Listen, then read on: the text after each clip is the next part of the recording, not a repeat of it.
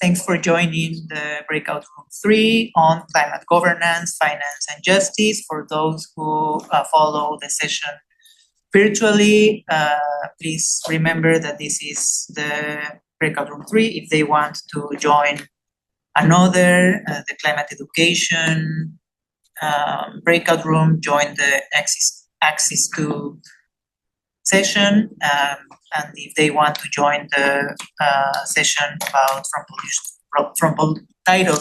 from pollution to solutions, then join the Axis 1 breakout room. Here, our focus is to identify concrete fundable mechanisms to support community-led climate solutions and unlock direct access finance for youth. And to guide our policy consultation, we are joined by 2 exceptional experts. Let me introduce their bios. Kathy is an award-winning educator, permaculture designer, and advocate for small-scale biogas and community-driven energy solutions. She's based in Tilson, New York, and founded the Biogas Education Hub, making biogas knowledge accessible across cultures and climates. She teaches in the US, Haiti, and Belize, and leads online programs with participants across Africa.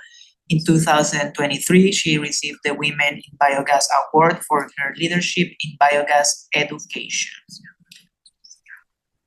Thank you so much. It is really such a privilege to be here. So what I'm going to be sharing with you today is what is small-scale biogas, how it is an appropriate technology, as well as some upcoming pilots to really help support the people on the ground who are doing the work, which are biogas practitioners. So small-scale biogas is what makes it effective and so powerful is its simplicity. These systems use basic inputs such as food waste and manures. They go through anaerobic digesters, the microbes inside those digesters.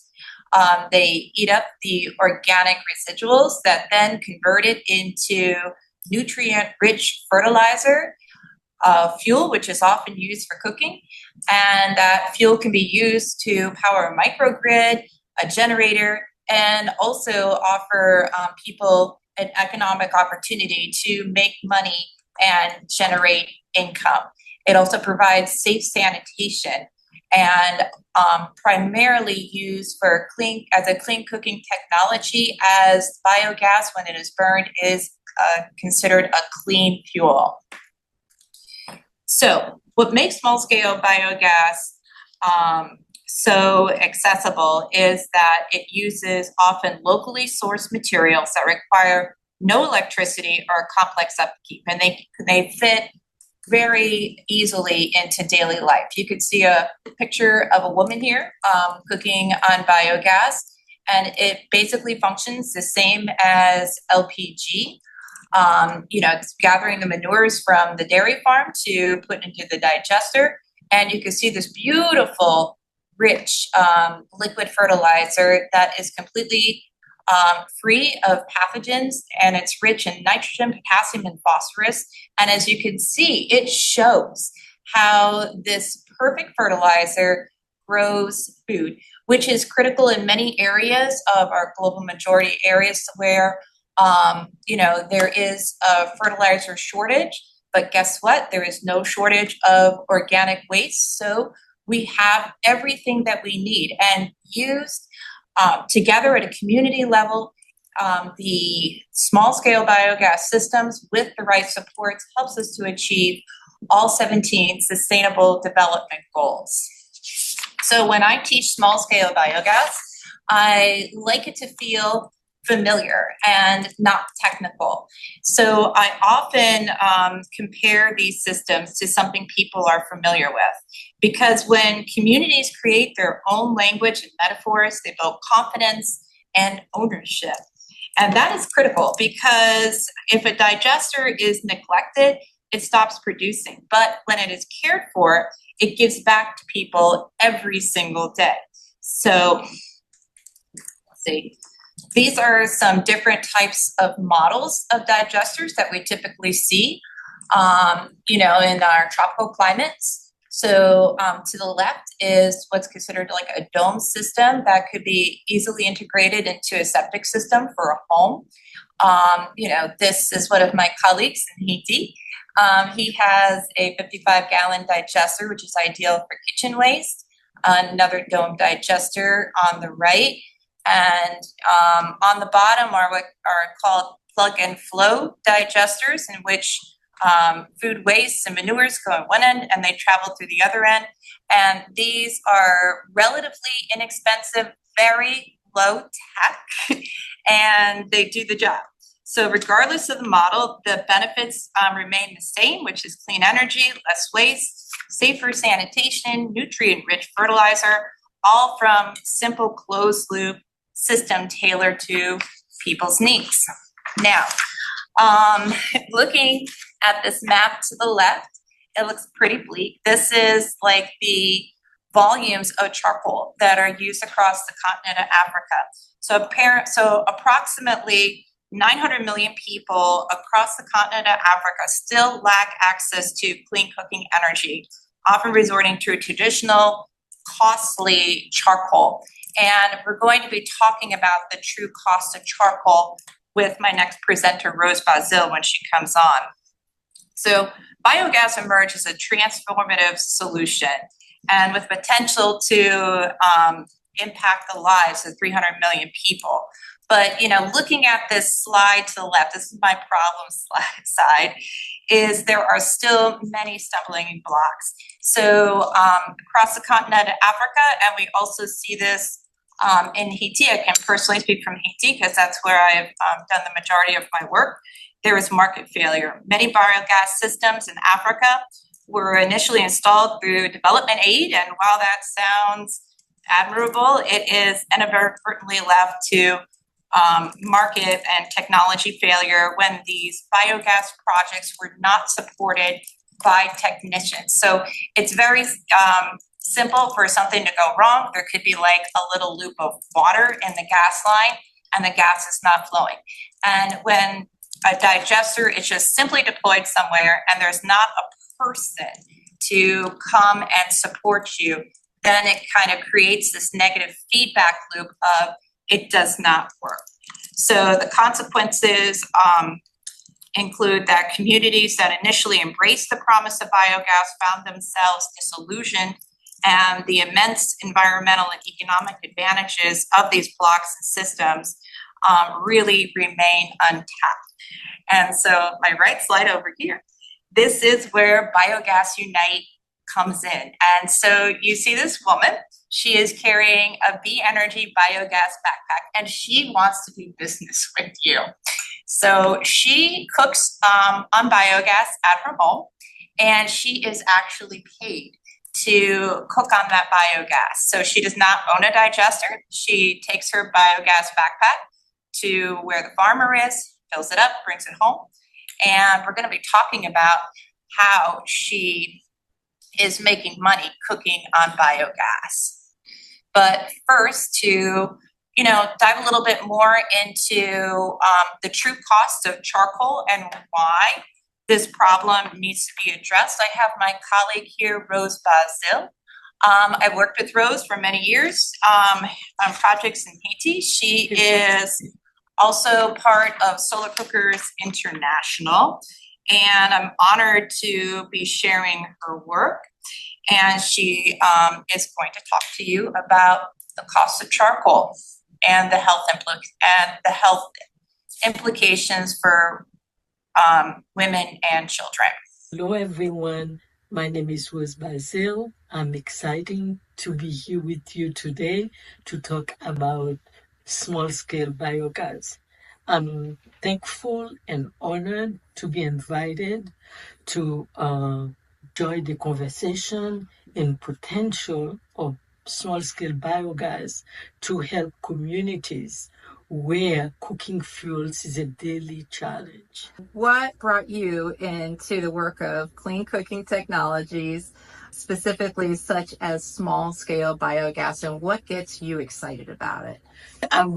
Let me get to the excitement first. When you introduced me, Kathy, to biogas, I was like, wow, this is a solution for Haiti's problem, for garbage, management, for fertilizer and for cooking gas, I said, this is a wow. And these women facing all kind of children facing all kind of health problem. I said, that's the solution for Haiti.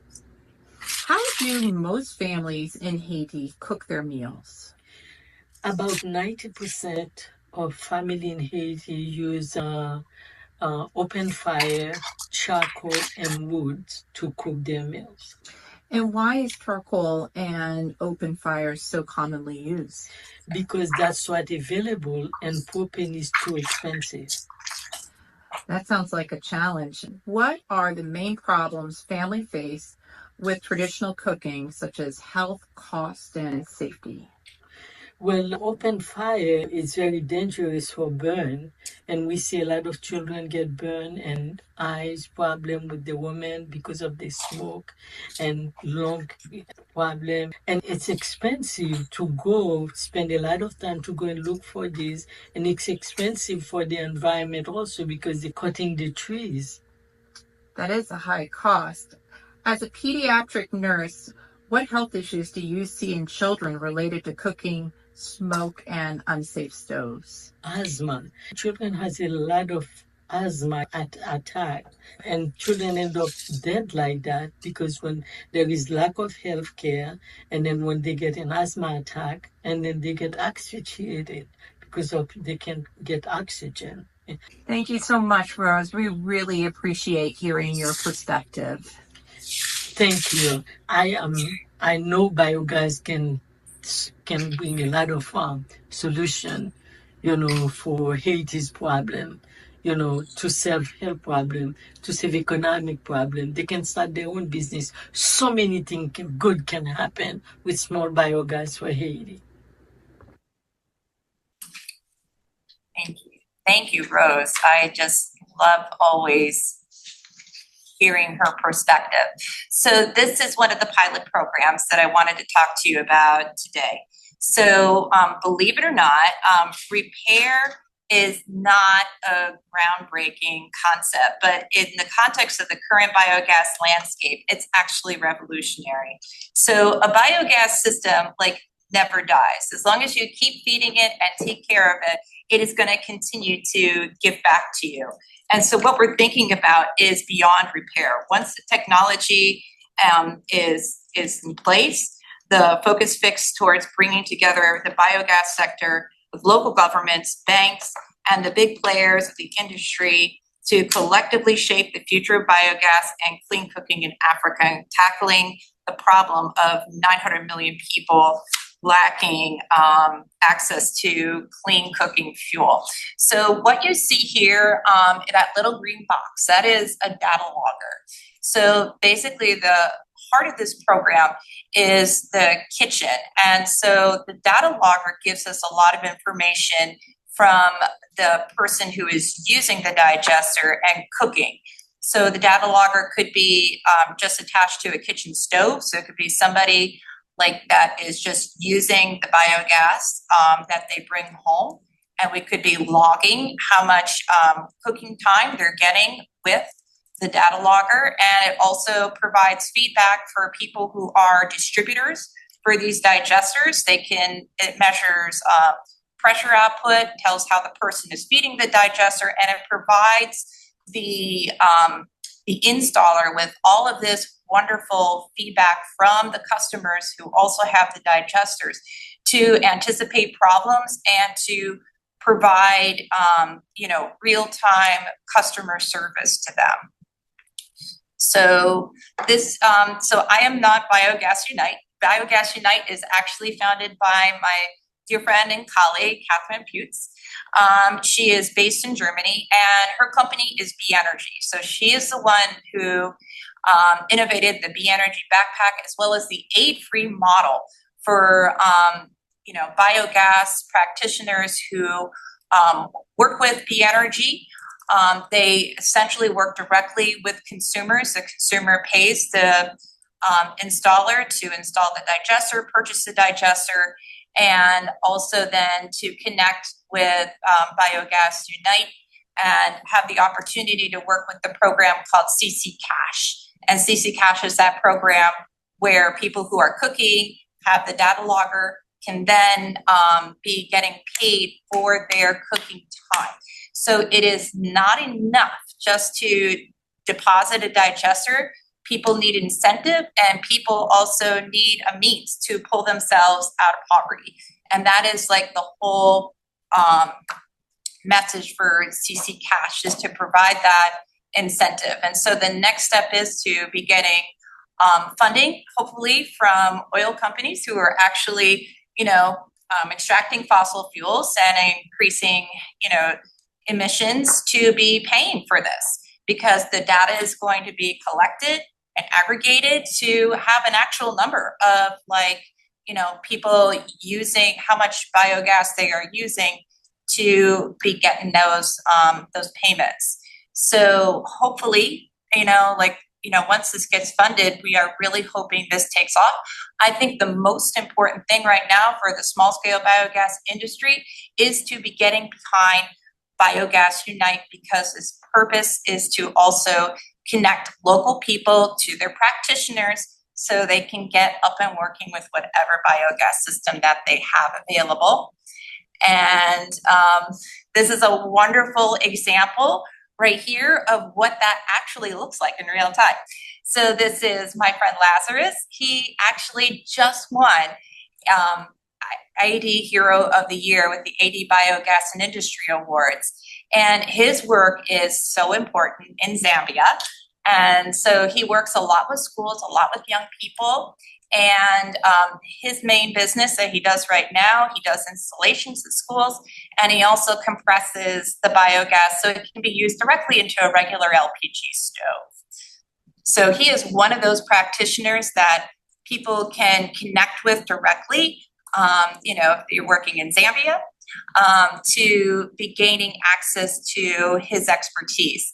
And this is really what it's all about, really supporting the people on the ground who are already doing the important work.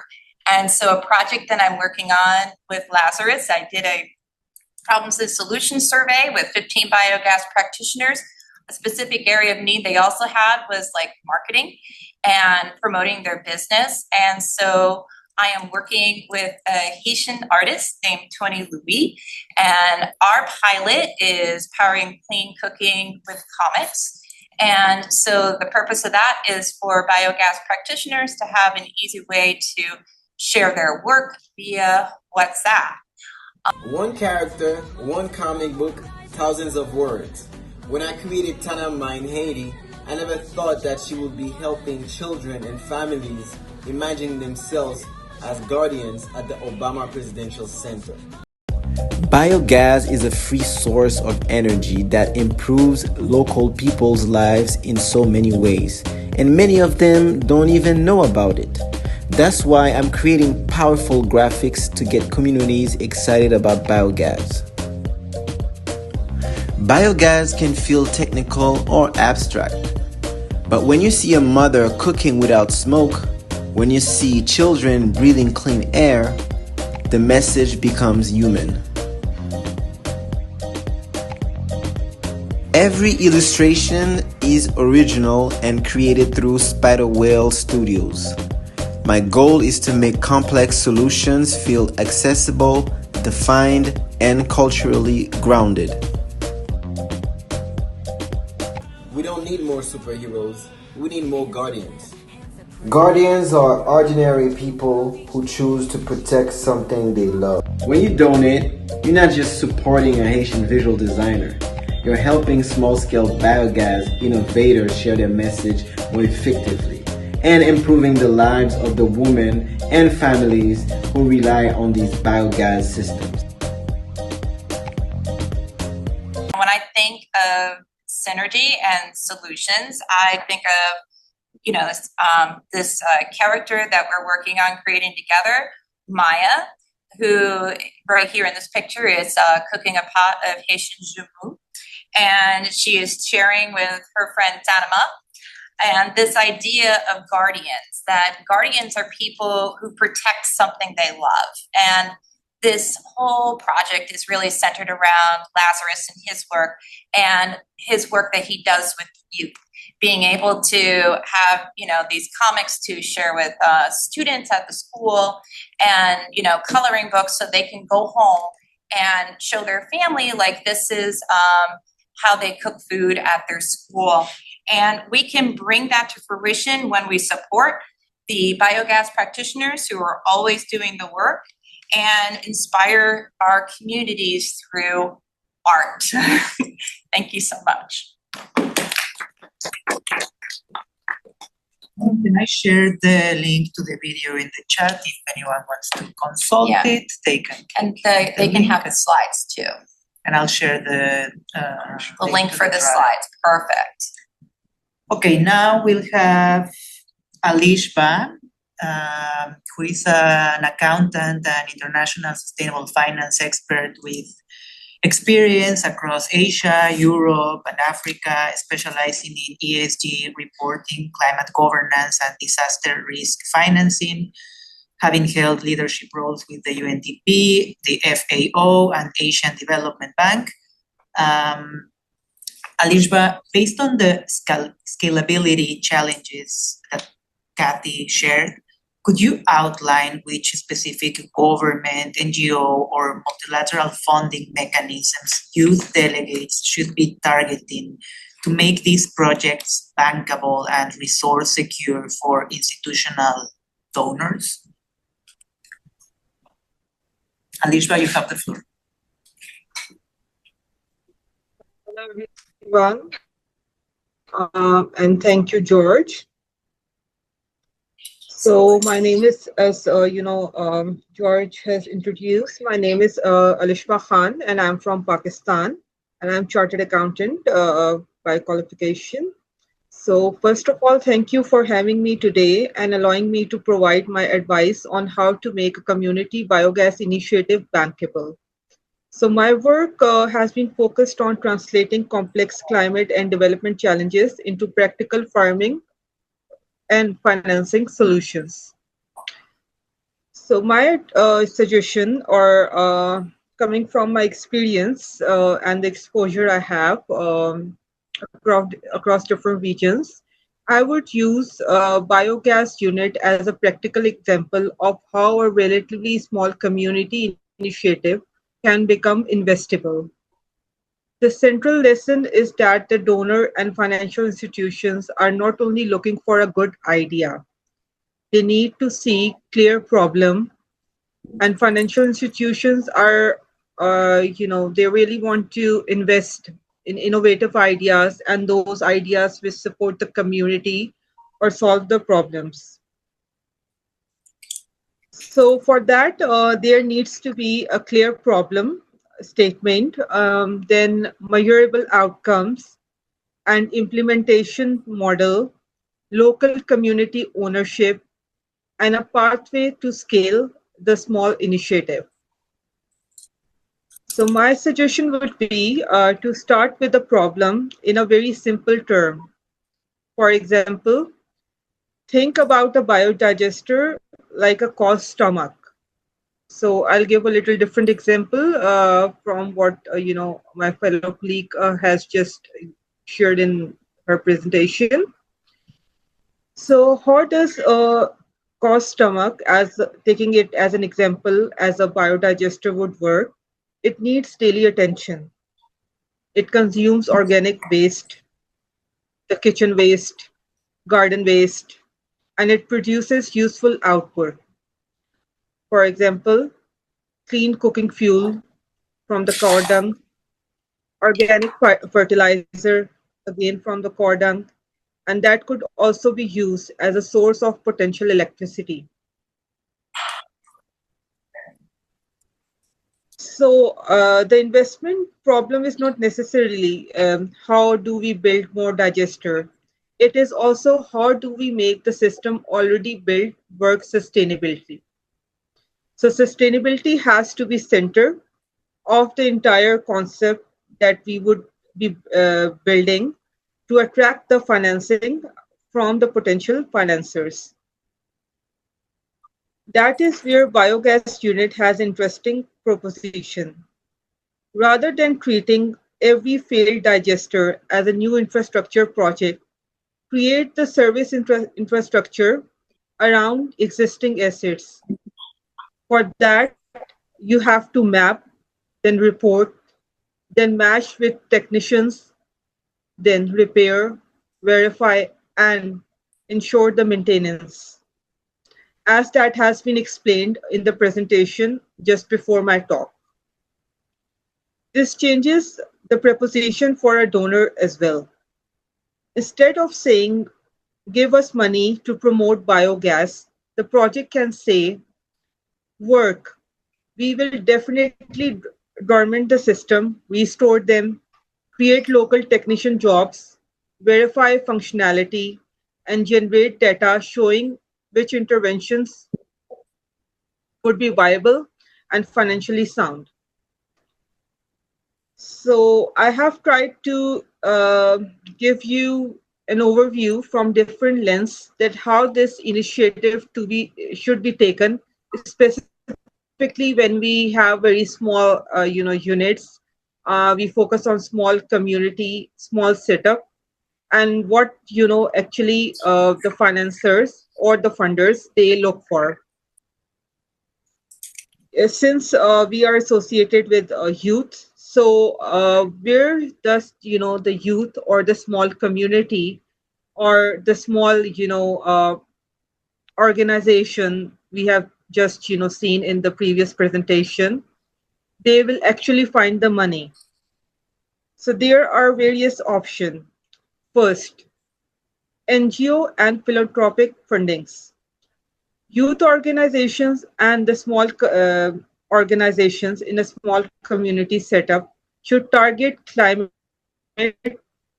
clean energy, livelihood, and food system programs rather than simply searching for youth or small grant fundings. A biogas project can potentially fit several thematic funding windows simultaneously. As I have explained earlier, that biogas unit it supports various ideas and various solution to the problems through the core dung, as I just gave the example of biodigester like cause stomach. Secondly, multilateral climate and development financing. Depending on the scale and the country, relevant pathways can include GEF small program, GCF accredited entities, UN programs, development bank technician assistance, and clean cooking and energy assess programs. So there are various programs running which support the small, the small scale initiatives, and they also plan and intend to support the next phases or the continuation of those small scale programs, which could be taken as a pilot programs if they are able to produce the desired outcomes. Then moving to the next, another idea, the third option could be the government mechanisms. Again, depending on the country, the region, and the setup. So for that, there should be mapping of the projects that we intend to take forward against the existing national priorities. For example, clean cooking, renewable energy, waste management, rural development, climate adaptation, agriculture, and employment. As the government department may be able to provide land, technical staff, data, co-financing, equipment, or access to communities, even where it is or it cannot provide the entire cash requirement. So this would be really supportive. Then another option or pathway could be corporate and the blended financing. So energy companies, banks, carbon market actors, and companies with ESG and climate commitments can potentially support deployment, technician networks, digital platforms, and result-based incentives for such initiatives. This is particularly attractive when the project can demonstrate carbon reductions, energy savings, jobs, and household level economic benefits. So, since I come from the chartered accountancy background, so we have IFRS S1 and IFRS S2, which talks about the climate and the sustainability reporting and is now mandatory for the public and the private sector companies around the globe where it is applicable. So for that, the companies who have to follow and report according to the international accounting standards, following IFRS and also following as a part of the international accounting standards, IFRS S1 and S2. For them, these initiatives, this support, the financial support to such initiatives, support their reporting, and they are. This is also supportive for such private sector corporates and the private sector corporates and the other organization who are supposed to report ESG and CSR by the end of the year and show how they have supported the environment and the community development. So finally, I would just give you an overview. I hope I have a few minutes to conclude my talk. So how would such projects could be made viable when positioning, when you are putting in the position and when you are presenting it to the financial institutions to attract the financing. So I would recommend that the project developers should prepare concise 2-page investment concept paper and not a 50-page or 60-page long proposal initially. And it should answer, some 6 basic questions. 1, what problem we are solving? 2nd, who benefits and how many people? 3rd, what exactly will the money finance?